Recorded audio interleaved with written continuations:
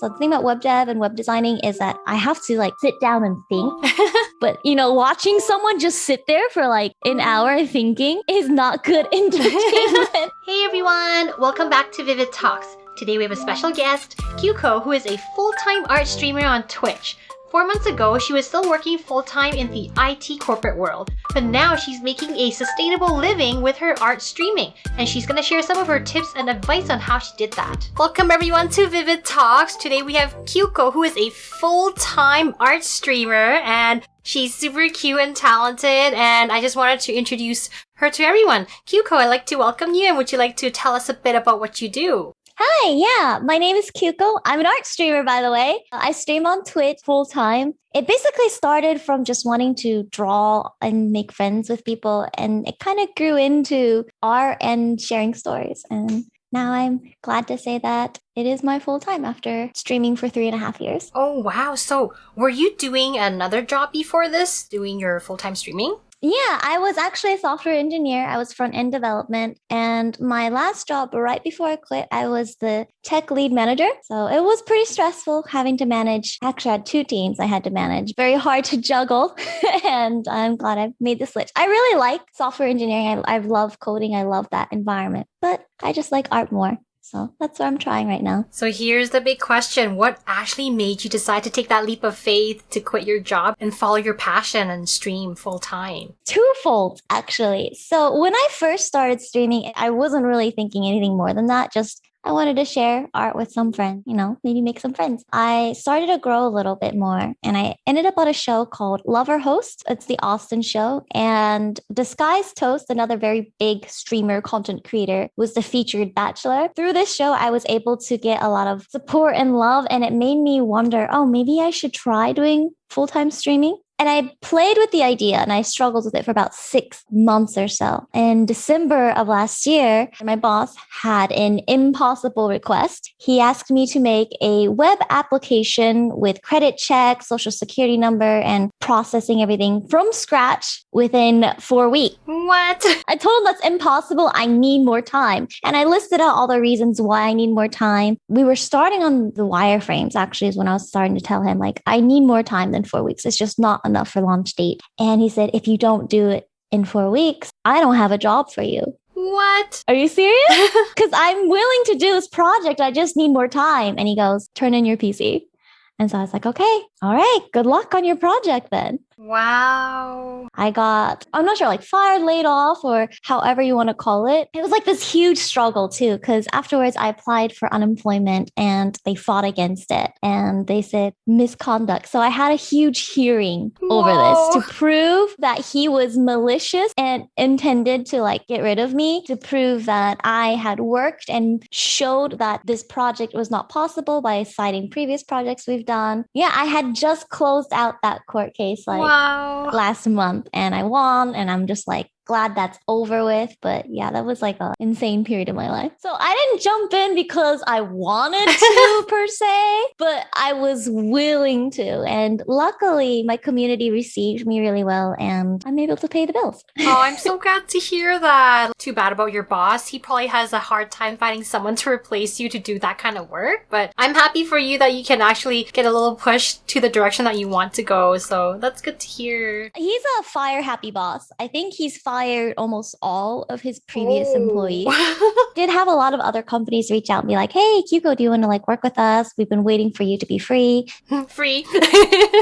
Instead of like jumping into that, I decided, you know what? I said I wanted to be an artist. Let's try this. Do you think you'll ever go back, or you're happy where you are? So the weird thing that I have given myself is I said after Q1 and Q2, I'm going to do like reevaluation. Just like think to myself, am I hitting the metrics that I want? Am I hitting the financial stability that I want? I'm doing pretty good for what I want, but I think just each quarter, I'm going to evaluate for about a year. And if it really is where I want it to be, just keep going. If it's not, I still love the previous, industry, and I will go back to that industry. Have you thought about marrying the two together? Maybe streaming what you do with your development? A lot of people ask for that. So the thing about streaming that's very different is it's more about entertainment than the content you're doing. So generally, if you're streaming games or whatever, your ability to do whatever you normally could do is lowered by, I would say, like 20%. You're just not going to draw as well. You're not going to game as well or make cosplay as well. So the thing about web dev and web designing is that I have to like sit down and think.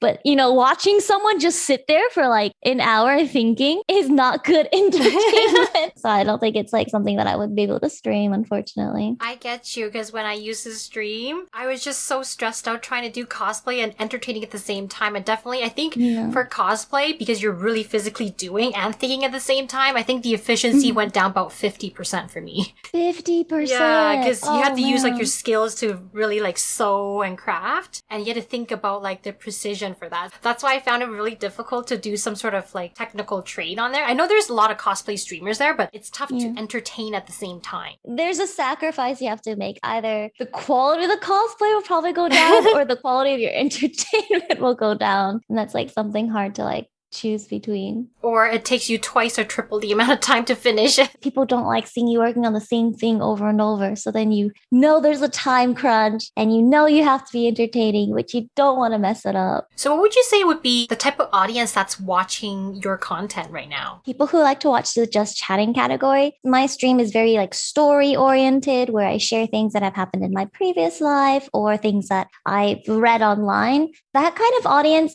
doesn't mind if I'm playing games or if I'm drawing, as long as I'm sharing a story. It's a very weird one, but I've noticed that Twitch's just chatting category has been boosted and increased since the pandemic, and it's worked pretty well. Do you think it's because people just wanted to have that social interaction? Yeah, I think it's just, since we all have to quarantine and isolate ourselves, needing someone to exist with you. Do you think your job has changed anyway, like right now as a streamer since COVID happened, or nothing's really changed? Overall, across the board on Twitch, everyone's view count has definitely increased. Interest in streaming has increased. I believe there are 4 times more streamers now than a year ago, thanks to the pandemic. Wow. So our competition has also increased by a lot. For our content, it has definitely moved more Zoomer-esque. If you're the type that's a slow burn, you are going to find some struggle. So there is a little bit of shift in the meta. So then how long do you usually stream for then? Do you stream for like shorter amount of hours? Normally, I only stream about 5 hours a day. The reason being is I put quality over quantity for my stream. I want anytime someone clicks in, they have 10 seconds to decide for themselves if they want to watch me or not. And so I just make sure that for the whole entire 5 hours, I'm on my on game. Outside of streaming, I think the most amount of work is the stuff around streaming. There's the networking, there's the sponsorship, there's answering all the emails and trying to figure out and plan your content for the day and the next day. People really only see me for 5 hours on stream. I'm probably still working like 12 to 14-hour days. Wow. And you spend so much time like responding and social media and everything, right? Yeah, it's detrimental. I think one of the things that people don't realize is like, if you don't foster your community, your stream will definitely die. So that's like also part of the work streamers need to do. So what would you say would be your secondary main platform outside of Twitch that help foster your community with? Our community is very active in Discord. So Discord is the one where if they want to hang out or reach out with the community, I'm probably active there. I consider Twitter like bite-sized content. And so if someone is a super casual fan or viewer, then that's like where you kind of just throw it out. You're spending like 12 hours a day. Like, how has that affected your like family and friend kind of interaction? Or is it worse or better? I see my family like once a month. Oh. And then I see my friends like every 6 weeks or so. Oh, wow. And usually with each one, I see them for about 2 to 3 hours during that once a month or 6 weeks visit. Okay, like to go eat or something. Yeah, and then I'm like, okay, bye. Oh, goodbye. Back to work. Oh no, do you take any days off? Because you don't stream every day, right? I stream 5 days out of the week, and then the last 2 days, I try to give myself half a day off usually. I do end up working on content for the next thing or trying to network or answering emails. I think streamers don't talk about the behind the scene work enough, but the behind the scene work, if you don't have a manager, is intense. I have to do the behind the scenes, and I also have a Patreon and editing, so I have to like fill out those orders, mail things out, just like a lot of admin work. And logistics, right? If there's one thing that takes up biggest chunk of your time? What would it be outside of streaming? Definitely growing and fostering the community.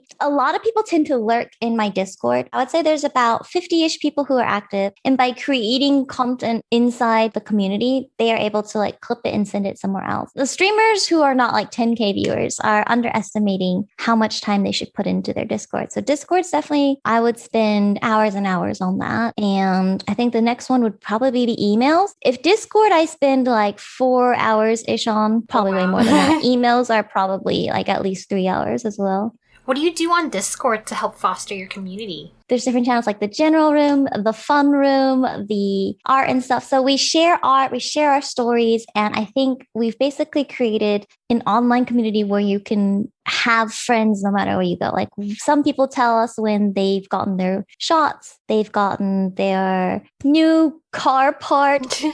They post pictures of their stuff. Instead of just commenting nice or whatever, people get to know each other and people want to make new friends there. It's not just like a very shallow level. I think everyone really cares about each person. Oh, I'm so glad to hear that.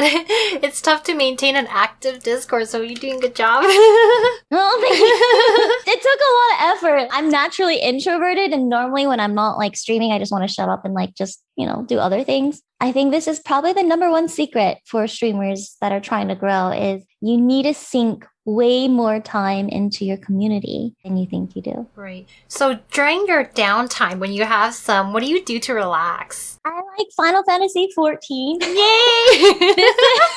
This is the one game I will not stream. I will not share with anyone else. This is like my guilty pleasure. And by like having a designated game guilty pleasure thing, I really do feel super relaxed playing it. Aw, that's good.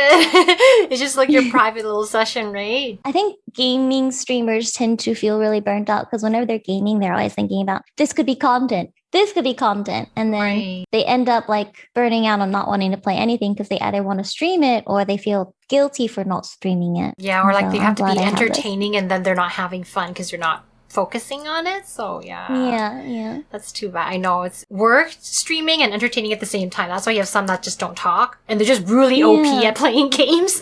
And then people just watch them even though they don't talk or entertain. But so what would you say would be your like proudest moment in your streaming art career? I think I owe a lot of my achievements to the support of other streamers. But I think the part that made me most happy was when I'm painting or drawing something and someone reached out to me and he asked, can I buy that painting from you? I wasn't ready to give it away. And I was like, oh, I'm not ready. And he's like, you know what? Just let me know whenever you're ready to sell it. And I'm ready to buy it. And like that really touched my heart. And it actually was what made me think about opening up an Etsy shop because I struggle with selling art pieces, but ever since that person reached out, I was like, maybe I can sell some of the originals that I make. Oh, it's so sweet. I'm happy to hear that. And you can actually like turn your hobby into a passion. I think a lot of artists are very afraid of the fact that art doesn't make money. That's the reason why I went into the IT field because that field makes money, and artists, you don't do it for the money. What I have found out is if you find like a niche market, you can make enough money to like enjoy and survive and hopefully thrive. Oh, I'm glad you found your niche community and it's working out for you. So then do you have a goal that you want to reach or any plans for this 2021 that you want to do with your streaming? So my most ambitious plan is to somehow become a 2K Andy. My normal view count kind of sits around 5 to 700 depending on what I'm doing that day. So it's still a long road. Hopefully I can get to 1K by the end of the year. That's what I'm hoping for myself. I think that might be doable. Wishing you luck. Sending you good vibes. Thank you.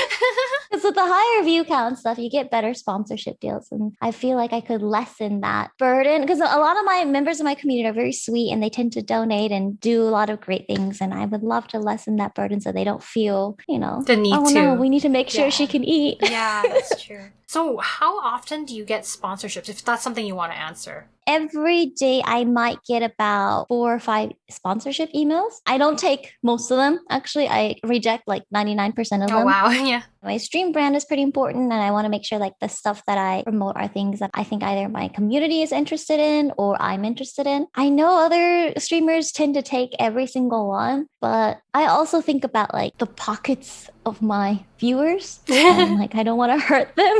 Right. Because you're trying to sell something to them, basically, right? Yeah, yeah. There's like this huge debate for streamers. It's either you're a walking billboard to sell a product, doesn't matter if they buy or sell things. And then there's the other side where, you know, you are still earning the trust of your community. So don't ruin it. That's like the struggle I think streamers have. I think that also affects your conversion rate too, right?